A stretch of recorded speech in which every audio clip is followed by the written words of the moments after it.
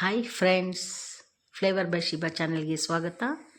ಇವತ್ತು ಸ್ಪೆಷಲ್ ಏನು ಅಂತ ಹೇಳಿದ್ರೆ, ಬೆಳಗಿನ ಬ್ರೇಕ್ಫಾಸ್ಟ್ಗೆ ಒಂದು ಪರ್ಫೆಕ್ಟ್ ಆಗಿರುವ ರಾಗಿ ಈರುಳ್ಳಿ ದೋಸೆ ಜೊತೆಗೆ ಕೆಂಪು ಚಟ್ನಿ ಹೇಗೆ ಮಾಡೋದು ಅಂತ ಹೇಳ್ಕೊಡ್ತೀನಿ. ಇಟ್ಸ್ ಗುಡ್ ಫಾರ್ ಹೆಲ್ತ್ ಮತ್ತು ಭಾಳ ಟೇಸ್ಟಿಯಾಗಿರುತ್ತೆ. ಒಂದು ಡಿಫ್ರೆಂಟ್ ಆದಂಥ ರುಚಿ ಅನಿಸುತ್ತೆ. ಅದು ಹೇಗೆ ಮಾಡೋದು ಅಂತ ಹೇಳ್ಕೊಡ್ತೀನಿ.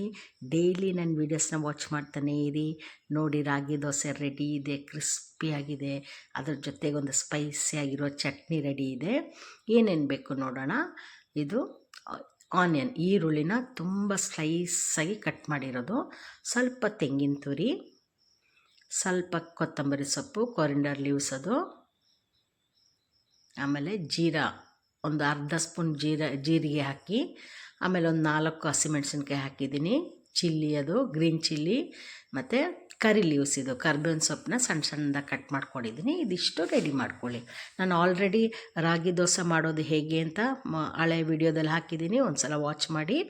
ಆದರೂ ಹೇಳ್ತಾ ಇದ್ದೀನಿ, 1 ಲೋಟ ರಾಗಿ ಹಿಟ್ಟಿಗೆ 1/4 ಲೋಟ ಉದ್ದಿನಬೇಳೆ ಮತ್ತು 1 ಸ್ಪೂನು ಮೆಂತ್ಯನ ನೆನೆಸಿಟ್ಬಿಟ್ಟು 4 ಅವರ್ಸ್ ನೆನೆಸಿ ರಾಗಿ ಹಿಟ್ಟು ಜೊತೆಗೆ ಗ್ರೈಂಡ್ ಮಾಡ್ಕೊಳ್ಬೇಕು. ಆಮೇಲೆ ರಾಗಿ ದೋಸೆನೂ ಆಗುತ್ತೆ. ಇದರಲ್ಲಿ ಈರುಳ್ಳಿ ಹಾಕಿ, ಆಮೇಲೆ ತೆಂಗಿನ ತುರಿ ಹಾಕಿ, ಇದೆಲ್ಲ ರೆಡಿ ಮಾಡಿ ಇಟ್ಕೊಂಡ್ರೆ, ಕಟ್ಟಿಂಗ್ಸ್ ಎಲ್ಲ ರೆಡಿಯಾಗಿದ್ದರೆ ಬೇಗ ಮಾಡ್ಕೊಳ್ಬೋದು. ನಮಗೆ ಜೀರಿಗೆ, ಕೊತ್ತಂಬರಿ ಸೊಪ್ಪು, ಕರಿಬೇವಿನ ಸೊಪ್ಪು, ಹಸಿಮೆಣಸಿನ್ಕಾಯಿ ಹಾಕಿಬಿಟ್ಟು ಅದ್ರ ಜೊತೆಗೆ ರುಚಿಗೆ ಎಷ್ಟು ಬೇಕಷ್ಟು ಉಪ್ಪು ಕೂಡ ಹಾಕ್ಕೊಳ್ಬೇಕು. ಇದೆಲ್ಲ ರೆಡಿ ಮಾಡಿಕೊಂಡು ಚೆಂದ ಮಿಕ್ಸ್ ಮಾಡ್ಕೊಳ್ಳಿ. ಇರಲಿ, ಅದೊಂದು 2-5 ನಿಮಿಷ ಇರಲಿ. ಅಷ್ಟರಲ್ಲಿ ನಮಗೆ ಕೆಂಪು ಚಟ್ನಿನ ರೆಡಿ ಮಾಡ್ಕೊಳ್ಳೋಣ. ಇದು ಚೆಂದ ಮಿಕ್ಸ್ ಮಾಡಿಡಿ. ತುಂಬ ಚೆನ್ನಾಗಿ ಬರುತ್ತೆ, ಕ್ರಿಸ್ಪಿಯಾಗಿ ಬರುತ್ತೆ. ಅದು ನಿಮಗೆ ನಾನು ದೋಸೆ ತೆಗೆಯುವಾಗಲೇ ಗೊತ್ತಾಗ್ತದೆ ಅದೆಷ್ಟು ಕ್ರಿಸ್ಪಿಯಾಗಿದೆ ದೋಸೆ ಅಂತೇಳಿ.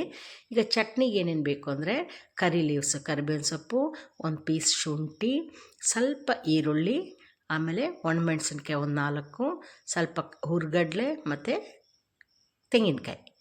ಇದಿಷ್ಟನ್ನು ರೆಡಿ ಮಾಡ್ಕೊಳ್ಳಿ ಚಟ್ನಿಗೆ. ಇದೆಲ್ಲವನ್ನು ಸಣ್ಣ ಮಿಕ್ಸಿ ಜಾರ್ಗೆ ಹಾಕ್ಕೊಳ್ಳಿ. ಇದಿಷ್ಟು ಥಿಂಗ್ಸನ್ನು ಭಾಳ ಸ್ಪೈಸಿಯಾಗಿರುತ್ತೆ. ಮೆಣಸಿನ್ಕಾಯಿ ಇನ್ನೊಂಚೂರು ಖಾರ ಬೇಕು ಅಂದರೆ ಇನ್ನೂ ಒಂದು 4 ಹಾಕ್ಕೊಳ್ಳಿ, ಚೆನ್ನಾಗಿ ಅನಿಸುತ್ತೆ.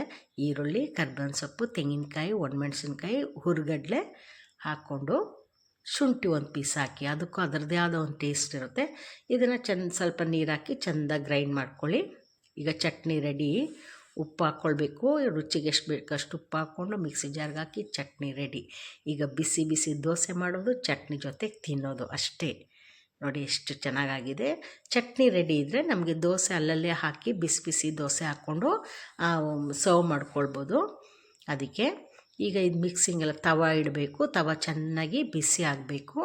ಅದಾದಮೇಲೆ ಫ್ಲೇಮ್ನ ಸಿಮ್ಮಲ್ಲಿಡಬೇಕು. ಫುಲ್ ಫ್ಲೇಮಲ್ಲಿಟ್ಟು ದೋಸೆ ಇಟ್ಟು ಹಾಕಿದ್ರೆ ನಿಮಗೆ ಇದನ್ನು ಇದು ಮಾಡಲಿಕ್ಕಾಗೋದಿಲ್ಲ. ಹಾಗಾಗಿ ನೋಡಿ, ಈ ಥರ ಮಾಡಲಿಕ್ಕಾಗೋದಿಲ್ಲ ತುಂಬ ಬಿಸಿ ಇದ್ದರೆ. ಹಾಗಾಗಿ ಫ್ಲೇಮ್ನ ಸಿಮ್ಮಲ್ಲಿ ಇಟ್ಬಿಟ್ಟು ಆಮೇಲೆ ದೋಸೆ ಹಿಟ್ಟನ್ನು ಹಾಕಿ ತವದಲ್ಲಿ ಚೆನ್ನಾಗಿ ತಿನ್ನಾಗಿ ಹಾಕ್ಕೊಳ್ಳಿ. ಹಾಕ್ಬಿಟ್ಟು ಅದನ್ನು ಮುಚ್ಚಿಡಿ. 1-2 ನಿಮಿಷ ಬೇಯಲಿ. ನೋಡಿ, ಹಿಂಗೆ ಬೆಂದಿದೆ. ಈ ಸಮಯದಲ್ಲೇ ಎಣ್ಣೆ ಆಗಲಿ ತುಪ್ಪ ಆಗಲಿ ಹಾಕಬಾರ್ದು. ಹಾಕ್ಬಿಟ್ರೆ ಕ್ರಿಸ್ಪಿ ಬರೋಲ್ಲ. ನೋಡಿ, ಈ ಥರ ಕಲರ್ ಬರಬೇಕು. ಒಂಚೂರು ಫ್ರೈ ಆದಂಗೆ ತವದಲ್ಲಿ ಹಿಂಗೆ ಕಲರ್ ಬರುತ್ತೆ ನೋಡಿ.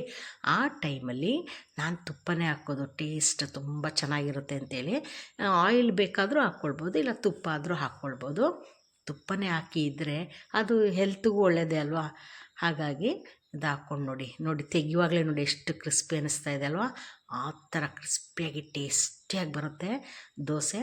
ನೀವು ಒಂದು ಸಲ ಟ್ರೈ ಮಾಡಿ ಅದು ಹೇಗಿರುತ್ತೆ ಅಂತೇಳಿ. ಜೊತೆಗೆ ಈ ಕೆಂಪು ಚಟ್ನಿನ ಇಟ್ಕೊಂಡು, ರೆಡ್ ಚಟ್ನಿ ಇಟ್ಕೊಂಡು ತಿಂತಾಯಿದ್ರೆ 2 ದೋಸೆ ತಿನ್ನೋ ಜಾಗದಲ್ಲಿ 4 ದೋಸೆ ತಿಂತೀರ. ನೋಡಿ ಎಷ್ಟು ತಿನ್ನಾಗಿ ಬಂದಿದೆ. ಆನಿಯನ್ ದೋಸೆ ಆದ್ರೂ ಎಷ್ಟು ತಿನ್ನಾಗಿ ಬಂದಿದೆ ಅಲ್ವಾ. ಖಂಡಿತ ಇದನ್ನು ಟ್ರೈ ಮಾಡಿ. ನೆಕ್ಸ್ಟ್ ವೀಡಿಯೋದಲ್ಲಿ ಮೀಟ್ ಮಾಡೋಣ. Take care, bye, thank you.